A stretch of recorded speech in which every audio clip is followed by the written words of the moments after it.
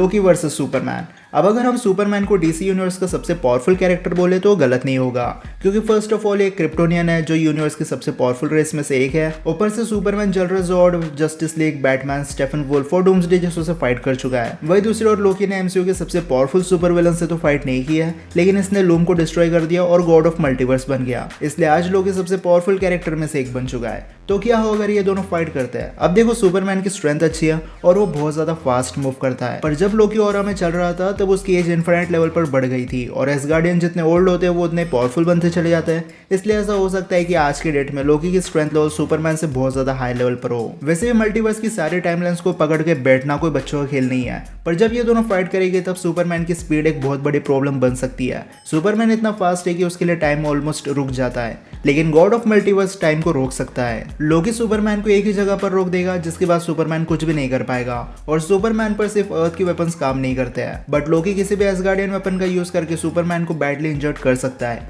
या फिर सुपरमैन को फ्रीज करके हमेशा के लिए वॉर्ड में फेंक सकता है। इसलिए जब तक लोकी के पास टाइम मैनिपुलेशन एबिलिटी है, सुपरमैन का जीतना ऑलमोस्ट इम्पॉसिबल है। MCU Thor versus Captain Carter. अब सीजन 2 के बाद से कैप्टन कार्टर कुछ ज्यादा फॉर्म में चल रही है और हो भी क्यों ना, क्योंकि इस लड़की ने सीजन 2 में सबसे लड़ाई की है। हाइड्रा, 1602 थॉर, ज़ॉम्बी इवेंट, इसने डॉक्टर स्ट्रेंज के सबसे पावरफुल वेरिएंट और उसके डीमन फॉर्म से भी फाइट कर रखी है। लेकिन थॉर भी बहुत ज्यादा पावरफुल बन चुका है। इसने भी मैलिगेट से लेकर थैनोस जैसों को बीट किया है और गॉड ऑफ थंडर के पास अब टेक्निकली 3 गॉडली वेपन है, स्टॉर्म ब्रेकर, म्यूनर और थंडरबोल्ट। तो अब क्वेश्चन आता है, क्या कैप्टन कार्टर थॉर को बीट कर सकती है? अब देखो, अगर अनवर्दी थॉर सामने खड़ा हो और कैप्टन कार्टर के पास अपने सुपर सोल्जर वाली एबिलिटीज हो तो वो बड़ी आसानी से अनवर्दी थॉर को बीट कर देगी, क्योंकि स्ट्रेंथ लेवल में बहुत ज्यादा डिफरेंस देखने मिल जाता है। और अगर कार्टर के पास इन्फिनिटी स्टोन हो तब भी थॉर हार जाएगा, क्योंकि थॉर रियलिटी और टाइम मैनिपुलेशन के आगे कुछ नहीं कर सकता। अगर थॉर को इन्फिनिटी कार्टर को बीट करना है तो उसे स्टॉर्म ब्रेकर से सरप्राइज अटैक करना पड़ेगा, ठीक जैसे थैनोस के ऊपर किया था। लेकिन अगर कार्टर के पास एक भी इन्फिनिटी स्टोन ना हो तब थॉर इजीली कार्टर को बीट कर देगा, क्योंकि सुपर सोल्जर पीक लेवल पर होता है, लेकिन एक एसगार्डियन की स्ट्रेंथ और ड्यूरेबिलिटी लेवल बहुत हाई लेवल पर देखने मिलती है। थॉर अपनी लाइटनिंग से कार्टर को बर्न आउट कर देगा या फिर कार्टर की शील्ड को तोड़ भी सकता है। बेसिकली उरू मेटल से बने वेपन्स वाइब्रेनियम को कट कर सकता है या फिर बायफ्रोस्ट चालू करके कार्टर को सीधा सन में या ब्लैक होल में फेंक देगा। और ऐसे तो इन्फिनिट सिचुएशन बन जाती है जिसमें थॉर कार्टर को बीट कर सकता है, इसलिए थॉर कार्टर से ज्यादा पावरफुल है। Transformer Unicorn versus Dormammu. अब डोरमामू को तो हम सब जानते हैं, लेकिन यूनिक्रॉन ट्रांसफॉर्मर यूनिवर्स से बिलोंग करता है और ये अभी तक का सबसे बड़ा ट्रांसफॉर्मर हमें देखने मिला। इसका साइज एक प्लेनेट जितना होता है, पर डोरमामू का साइज कांस्टेंट नहीं है। वो अपने साइज को मैनिपुलेट कर सकता है और डार्क डायमेंशन की वजह से इसका साइज मल्टी गैलेक्सी जितना भी बड़ा हो सकता है। अब यूनिक्रॉन और डोरमामू में बहुत सारी बातें सिमिलर है, जैसे इन दोनों के पास इन्फिनिट स्ट्रेंथ और ड्यूरेबिलिटी है। ये अपने लिए हेरल्ड बना सकते हैं ताकि इनके मिशन पूरे हो सके। खुद को पावरफुल बनाने के लिए डोरमामू प्लैनेट्स और यूनिवर्सेस को कंज्यूम करता है और उन्हें डार्क मैटर बना देता है, जिसकी वजह से डार्क डायमेंशन के अंदर डोरमामू की पावर लेवल बढ़ जाती है और ऐसे यूनिक्रॉन प्लैनेट्स को खाता है, जिसकी वजह से वो जिंदा रहता है। एक टाइप से यूनिक्रॉन को हम ट्रांसफॉर्मर यूनिवर्स का गैलेक्टस बोल सकते हैं। तो अब अगर ये दोनों आमने सामने आते हैं तो यूनिक्रॉन सिर्फ एक कंडीशन में जीत सकता है, और वो है जब डोरमामू अपने डार्क डायमेंशन से बाहर हो, क्योंकि अपने डायमेंशन से बाहर रहकर डोरमामू अपने फुल पोटेंशियल पर मैजिक यूज नहीं कर सकता और उसकी स्ट्रेंथ भी लिमिटेड हो जाती है। और डोरमामू अपने डार्क डायमेंशन में रहकर फाइट करेगा तो यूनिक्रॉन का जीतना इंपॉसिबल है। डोरमामू के पास साइज का तो बहुत बड़ा एडवांटेज होगा, लेकिन साथ में अपने डायमेंशन में डोरमामू इमॉर्टल बन जाता है, जिसे मारना ऑलमोस्ट इम्पॉसिबल है। डोरमामू को बीट करने के लिए यूनिक्रॉन को डार्क डायमेंशन में जाना पड़ेगा और यहाँ डोरमामू इजीली यूनिक्रॉन को डार्क मैटर में चेंज कर देगा, इसलिए यूनिक्रॉन का जीतना इम्पॉसिबल है डोरमामू के सामने। Shang-Chi comic 10 rings versus MCU 10 rings. और एमसीयू वर्जन के बारे में तो आप सबको पता ही होगा। बेसिकली इन रिंग्स का ओरिजिन अभी क्लियर नहीं है, लेकिन हो सकता है इसका कनेक्शन कैंग से हो या फिर किसी दूसरे प्लैनेट से आए हो।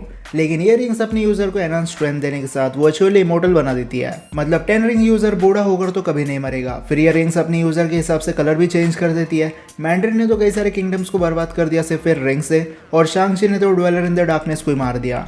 पर अगर किसी को विंड मैनिपुलेशन आता है तो वो 10 रिंग्स को और अच्छे से यूज कर पाता है। लेकिन जब बात आती है कॉमिक्स की तो यहाँ पर 10 रिंग्स कम्प्लीटली डिफरेंट है। यहाँ इन रिंग्स के अंदर खुद की कॉन्शियसनेस होती है, ठीक स्टॉर्म ब्रेकर की तरह। फिर 10 रिंग्स के स्पेसिफिक नाम भी होते हैं, जैसे रीमेकर। इससे पॉइजनस गैस रिलीज कर सकते हैं और साथ में अपना अपीयरेंस भी चेंज कर सकते हैं।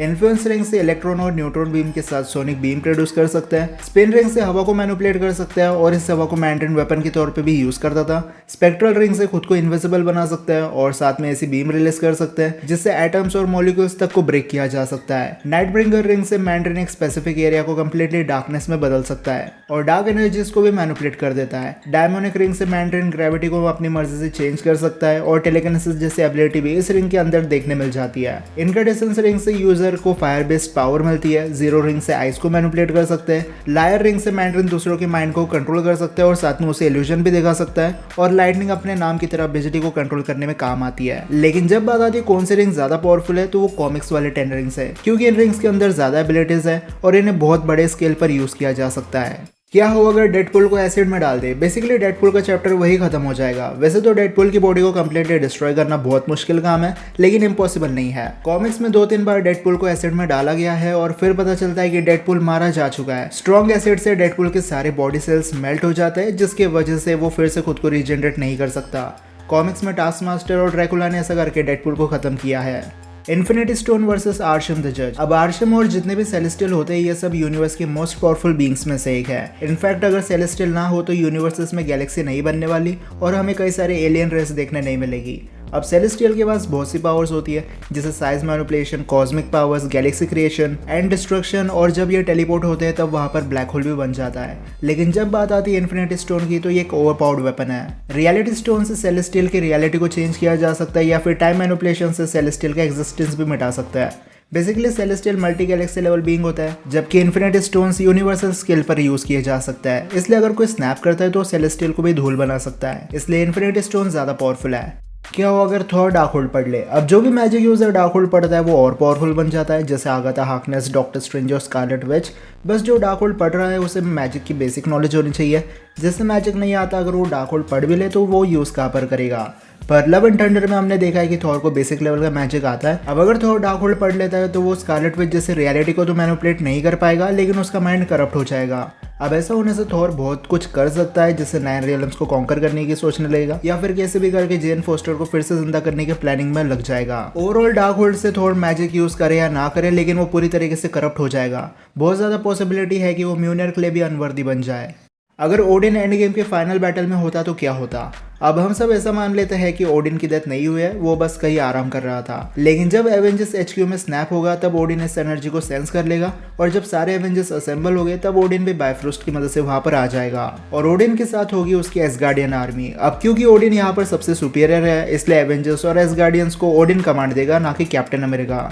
थैनोस को थोड़ा सा शॉक तो लगेगा ओडिन को देखकर, क्योंकि ओडिन अब भी 9 रियल्म्स का सबसे पावरफुल बीइंग में से एक है। पर अब दोनों तरफ से फाइट शुरू हो जाएगी, सारे एवेंजर्स लड़ाई कर रहे होंगे, पर क्योंकि अब बैटल ग्राउंड में ओडिन आ चुका है इसलिए थॉर अब सीधा ओडिन के साथ मिलकर थैनोस से फाइट करेगा और ये फाइट देखने लायक होगी, क्योंकि भले ही थैनोस के पास इन्फिनिटी स्टोन ना हो लेकिन वो एक मैड टाइटन है। वो फिजिकली थॉर और ओडिन को बराबरी का टक्कर दे सकता है। पर एक टाइम के बाद ओडिन अपनी ओडिन फोर्स यूज करना शुरू कर देगा। अब ये भी एक स्काई फादर को इजीली मिटा सकती है, पर थैनोस एक काफी ड्यूरेबल कैरेक्टर है, इसलिए ऐसा हो सकता है कि थैनोस की बॉडी डिसइंटीग्रेट ना हो, लेकिन उसे हैवी डैमेज देखने मिल जाएगा। ये देखकर ब्लैक ऑर्डर थैनोस की हेल्प करने आएंगे, पर एवेंजर्स के हैवी हिटर्स उन्हें थैनोस की हेल्प करने से रोक देंगे और एसगार्डियन और वकांडियन आर्मी चित्तोरी और आउटराइडर्स को संभाल ही लेंगे। लेकिन क्योंकि ओडिन इस फाइट में अपने स्ट्रेंथ के साथ ओडिन फोर्स भी यूज कर रहा होगा, इसलिए थैनोस एक टाइम के बाद नॉकआउट हो जाएगा और फिर थैनोस ओडिन के सामने अपने घुटनों पर बैठ जाएगा। अब थैनोस जैसों को ओडिन माफ नहीं करेगा, ओडिन थैनोस का चैप्टर वही क्लोज कर देगा, जिसकी वजह से ब्लैक ऑर्डर और चित्तोरी को ओडिन और एवेंजर्स के सामने सरेंडर करना पड़ेगा। लेकिन अब इस फाइट की एक सेकंड पॉसिबिलिटी भी बन जाती है। मान लेते हैं थैनोस ने ओडिन को बीट कर दिया, लेकिन इसके बाद भी एवेंजर्स और वकांडियन आर्मी फाइट करते रहेंगे, क्योंकि यहाँ पर बैटल किंगडम के लिए नहीं बल्कि इन्फिनिटी स्टोन्स के लिए हो रही है। पर ओडिन से लड़ते टाइम थैनोस इतना थक जाएगा कि captain Marvel, Thor, iron man, Hulk और वर्दी कैप टीम अप करके थैनोस को बीट कर देंगे।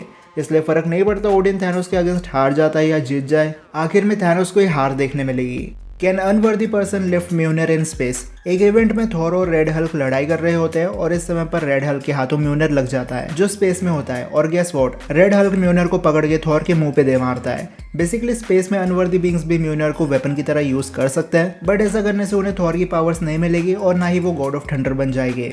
हीट विजन के समय सुपरमैन कुछ देख पाता है या नहीं। अब हीट विजन के टाइम पर सुपरमैन अपनी आंखों से लेजर रिलीज करता है, पर इन रेस के अंदर से सुपरमैन अपने टारगेट को देख सकता है। बस यहाँ पर सुपरमैन अपने एक्सरे विजन का यूज करता है। अगर किसी वजह से सुपरमैन के एक्सरे विजन को ब्लॉक कर दिया जाए तो वो नॉर्मल विजन से अपने टारगेट को नहीं देख पाएगा। लेकिन इसी के साथ आज के सारे रैंडम क्वेश्चन यही खत्म होते हैं। अब अगर आपके पास ऐसे कोई क्वेश्चन हो तो मुझे कमेंट सेक्शन में बता सकते हो। वीडियो पसंद आई होगी तो इस वीडियो को लाइक और शेयर करना बिल्कुल मत भूलना और चैनल को सब्सक्राइब कर देना इसी वीडियो देखने के लिए। तो फिलहाल इतना ही, अब मैं मिलता हूं आपसे अगले वीडियो में, तब तक गुड बाय।